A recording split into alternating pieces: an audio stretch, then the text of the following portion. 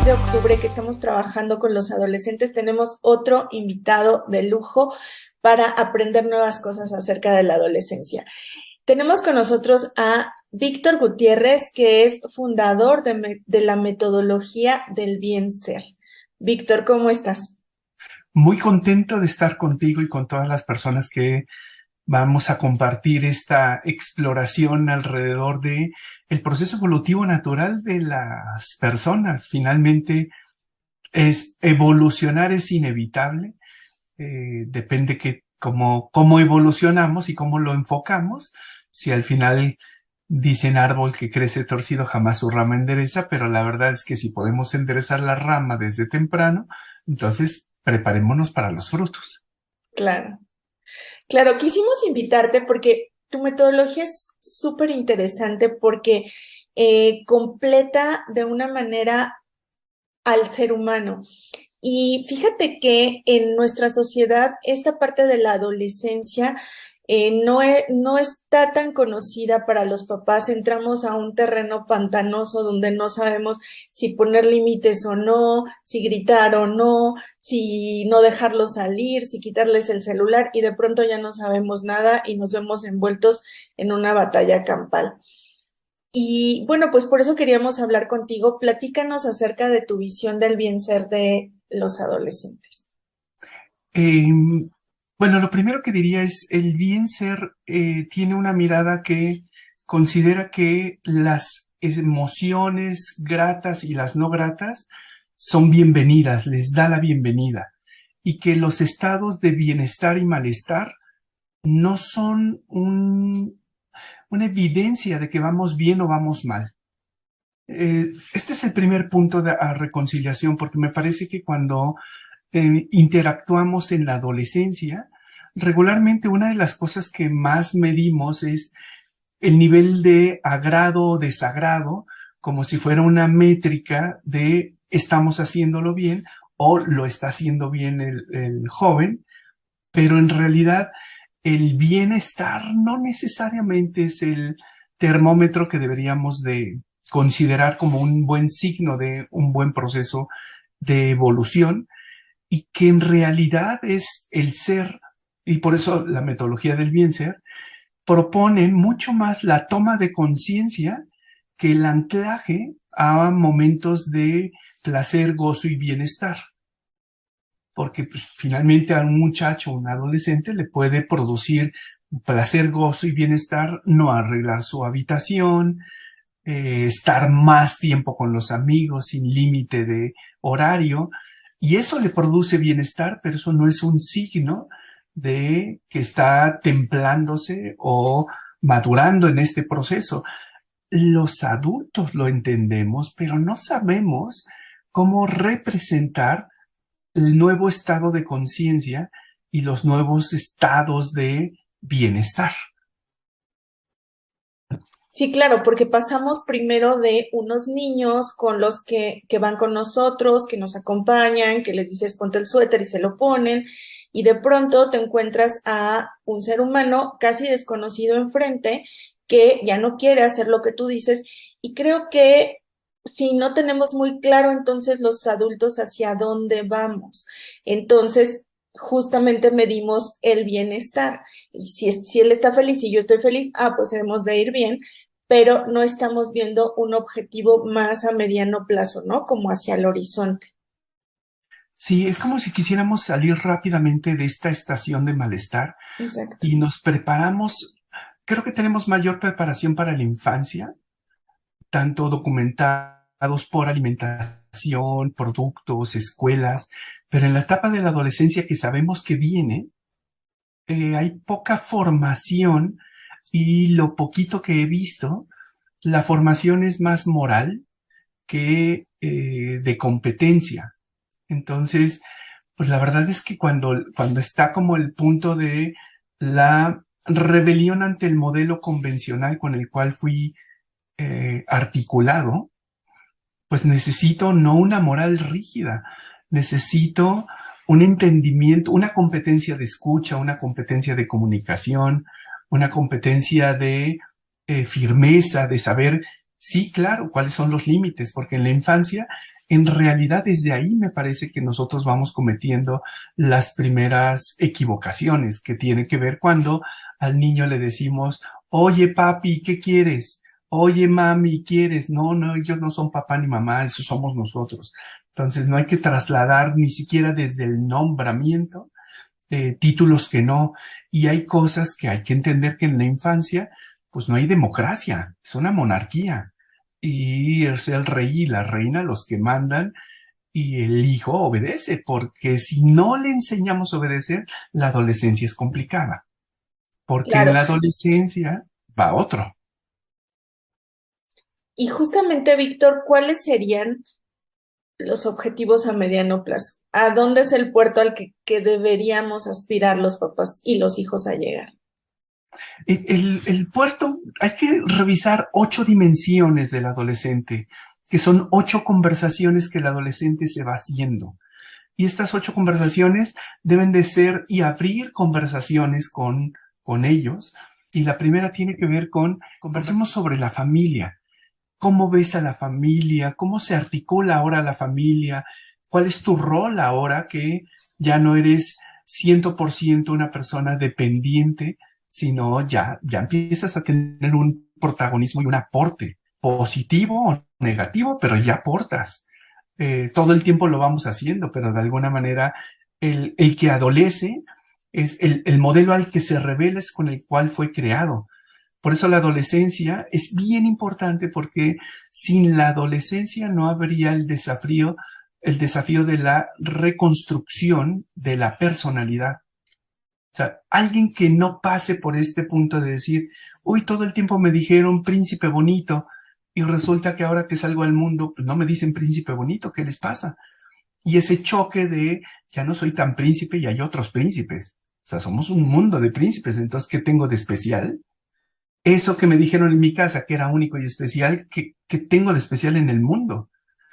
Eso adolece y produce ese dolor. Eso hay que rearticularlo y hay que también rearticular como los nuevos roles en la familia. Es la primera dimensión de la familia. La segunda dimensión tiene que ver con los amigos, porque se convierten los amigos en el grupo de referencia. Ya no son los papás el grupo de referencia. Y también adolecemos los papás cuando dejamos de ser el punto de referencia y tenemos que entender porque a veces los papás luchamos por seguir siendo Los la figura, protagonistas. exacto, los salvadores y no, ¿qué crees? Ahora lo que tú le dices y te dice, ay papá, ay mamá, se lo dice otra persona y me dijo esta persona esta cosa muy sabia. Entonces, pues, es lo que yo dije, ¿no? Claro. Entonces, los amigos es el segundo ejercicio a explorar para sí estar muy atentos en el tipo de amistades, porque el tipo de amistades genera un contexto conversacional que construye la nueva identidad del yo soy. Entonces, los amigos son muy importantes por observar. El Ok. tercero tiene que ver con el amor. Las primeras experiencias de amor las vamos a tener aquí. Entonces nos vamos a enamorar y nos vamos a desamorar y vamos a intentarlo, pero van a ser nuestras primeras experiencias, ¿no? Los primeros, no sé si los primeros besos, porque, pues, bueno, a veces las generaciones van un poquito adelante, pero bueno, lo que sí es la experiencia de amor un poquito más articulada, no el amor infantil, sino el amor ya un poquito más cercano al cuerpo. Es la primera experiencia que vamos a tener y se necesita reconfigurar el concepto de amor y el valor del amor para que sea funcional. ¿Cómo disminuimos la resistencia del que adolece? Pues cuando el concepto de amor no lo presentamos tan idílico, el amor todo lo soporta, el amor aguanta, el amor da sin esperar nada a cambio. No, o sea, sí esperamos. O sea, sí doy y sí quiero recibir, sí quiero en balance. Entonces tenemos que rearticular el concepto para no presentar conceptos que queden tan elevados que el muchacho diga, este no me sirve, mejor lo voy a buscar en otro lado. Y ahí empiezan las distorsiones, porque el concepto es inalcanzable y aparte ni siquiera lo veo en mi casa, ¿no? Claro. Ni mis papás se aman así. pelean por dinero. Sí, Entonces, sí, nos olvidamos de modelar, nos olvidamos que estamos modelando y queremos solamente predicar. Y en la adolescencia es lo que es donde más nos reflejan la incongruencia, ¿no? Es donde más nos dicen eso no es cierto. sí. Entonces, el amor, desamor es la tercera. La cuarta tiene que ver con la sexualidad y el erotismo. Eh, Posiblemente algunos muchachos en la adolescencia inicien su primera experiencia sexual, o quizás simplemente ese contacto físico, y entonces empiezan a explorar su cuerpo más allá de ellos mismos, en la autoexploración, ya empiezan entonces a tener contacto. Entonces, esto también necesita ser una dimensión maduramente conversada, en donde se pueda hablar abiertamente sobre lo fantástico que es el cuerpo y la sensorialidad y las responsabilidades que necesitamos tener y tomar para que no pienses, a mí nunca me va a pasar. Bueno, pues mejor pongamos esto como, quitémosle tabús, quitémosle los miedos con los que a veces algunas generaciones fueron o fuimos educados, y empecemos a entrar en la naturaleza humana, y natura no tiene que ver con cultura, así que empecemos a hablar más de la natura, más que menos cultura, y hablamos de conscientemente sobre la sexualidad y el erotismo, muy importante tema. Ese es súper importante porque además es el tema al que los adultos le tenemos miedo, ¿no? Hay también un mito súper expandido que si hablamos de ello, les vamos a dar ideas, vamos a abrir Ujú. puertas, ellos ni pensaban en eso y nosotros ya les estamos diciendo, pero eso también tenemos que entender los adultos que es una fantasía nuestra, ¿no? Claro. Sí, sobre todo en la adolescencia, pues en la primaria a lo mejor hay ciertos temas más enfocados a biología, pero en la adolescencia el concepto se tiene que centrar en erotismo y sexualidad. O sea, sí tenemos que perderle el miedo a esa experiencia, porque pues ¿cuál es el mayor miedo que pudiéramos tener como padres? Pues que nuestros hijos tengan un embarazo a muy temprana edad. Eh, Algunos otros papás que he escuchado de repente me dicen alguna enfermedad de transmisión sexual. Eh, pero los muchachos están muy documentados. No podemos evitar todo lo que hay en medios de comunicación. O sea, están o estamos sobreestimulados a la vida sensual. Claro. Eh, entonces, bueno, con tanta sobreestimulación a la vida sensual, y nosotros actuamos con una moral psicorrígida, pues por supuesto que nos vamos a perder a los muchachos. La quinta de estas dimensiones tiene que ver con la capacidad de comunicar. ¿Qué tanto nos comunicamos? ¿Qué tanto respetamos el silencio?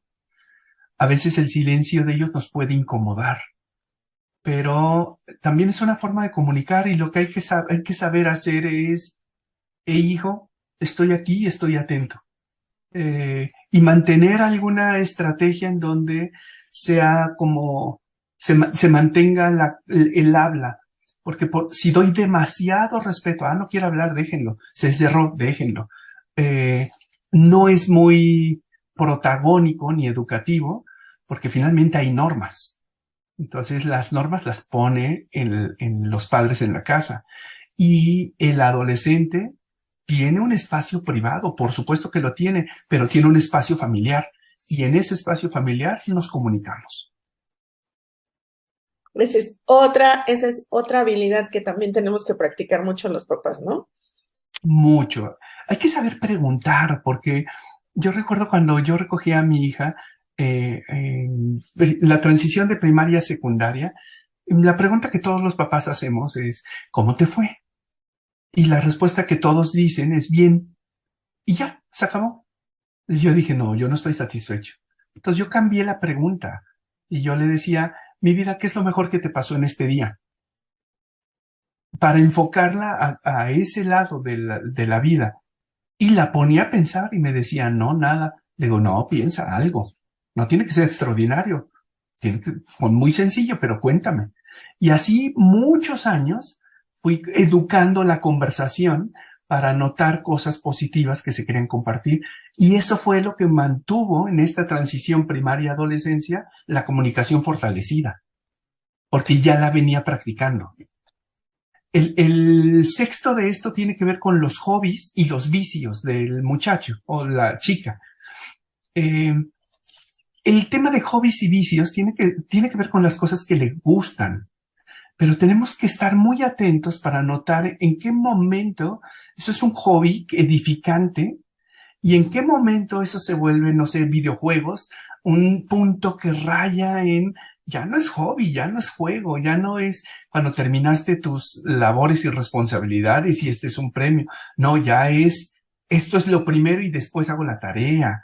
Esto es lo primero y después como. No, la distancia entre el hobby y el vicio tiene que ver por el contexto en donde tiene que ver con dos variables. La variable primera de la norma en casa, que debe de ser clara y sostenida, pero sostenida no como categórico que sobre el, no, todos la practicamos.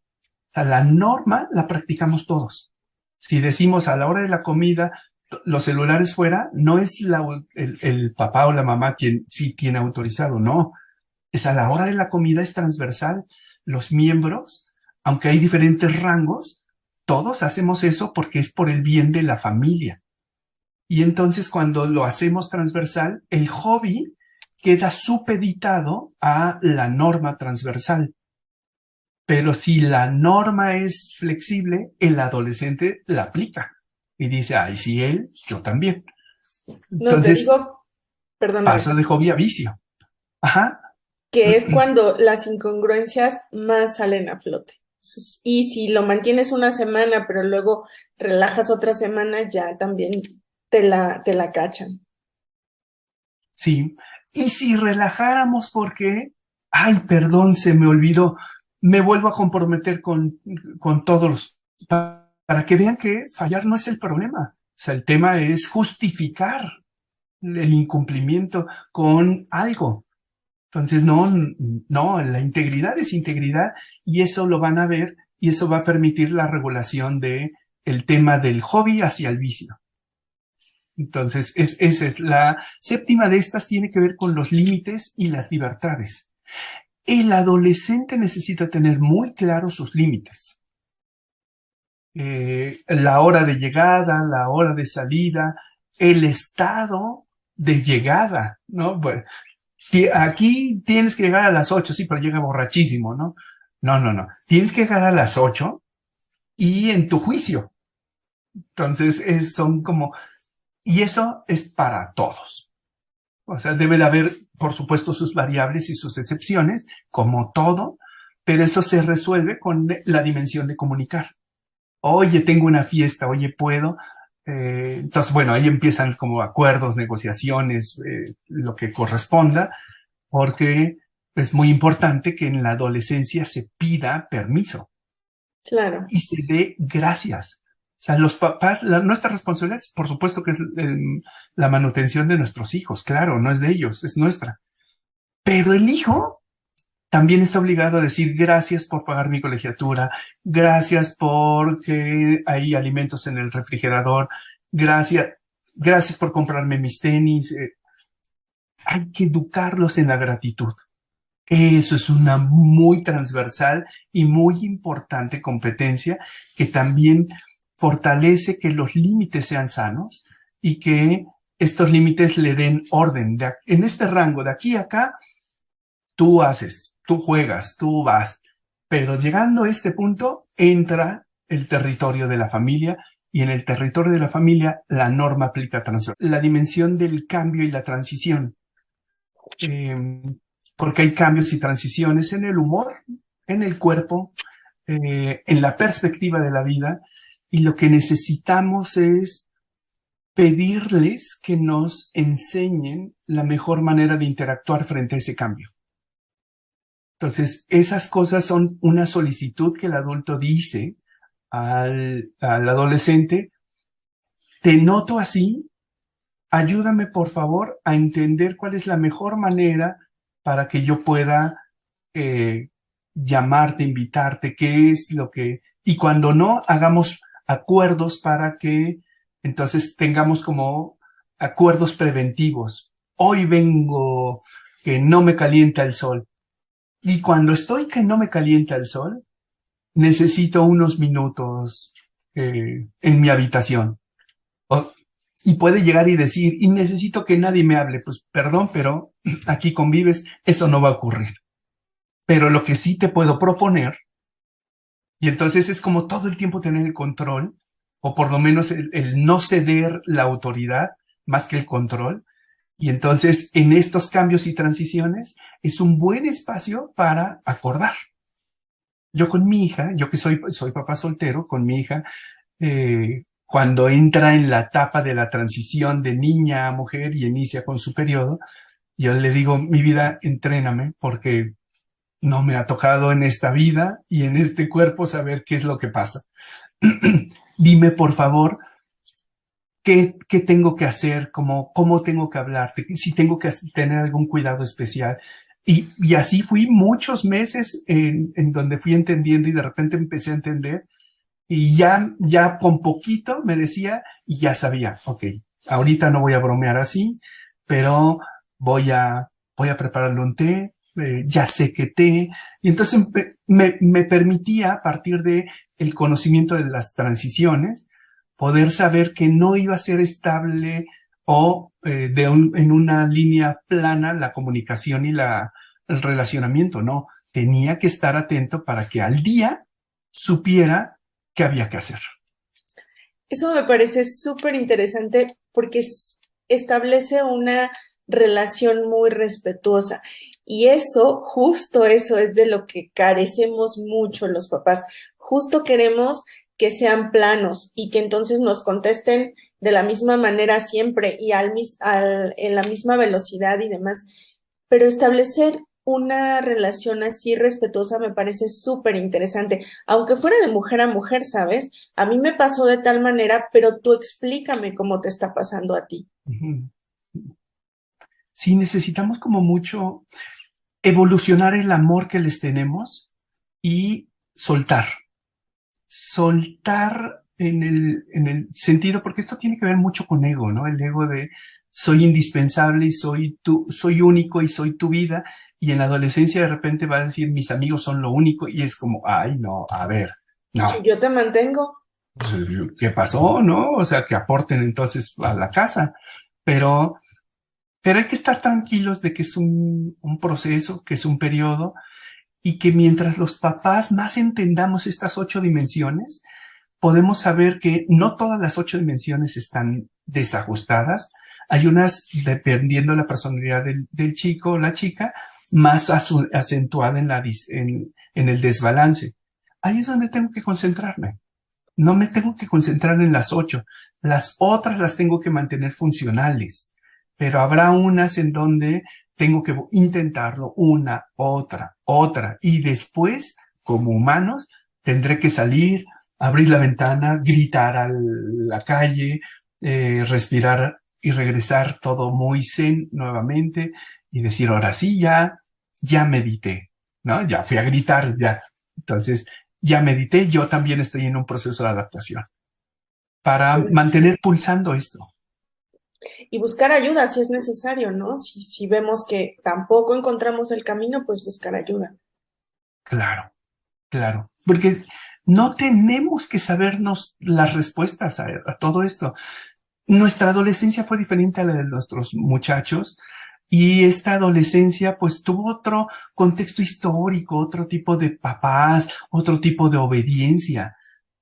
Bueno, estamos en un contexto en donde, bueno, hoy es diferente, ¿no? O sea, que hay generación Atari, hay generación Nintendo, hay generación Xbox, hay generación lo que siga, ¿no? Que no sé, pero, y hay generaciones que no tuvieron nada de eso, entonces claro que no entienden eso. Entonces hay que entender que todo este impulso y este insumo de la tecnología y la sociedad cambia de manera radical la forma en cómo y los valores en los que queremos educar. El valor, yo he escuchado mucho que vivimos en una crisis de valores. Creo yo que en realidad no es que tenemos crisis de valores, sino que no hemos actualizado la conducta para vivir el valor. Me parece que el valor del amor, el valor de la familia y la honestidad, y entre muchos, históricamente seguirán siendo el eje que conecta la vida.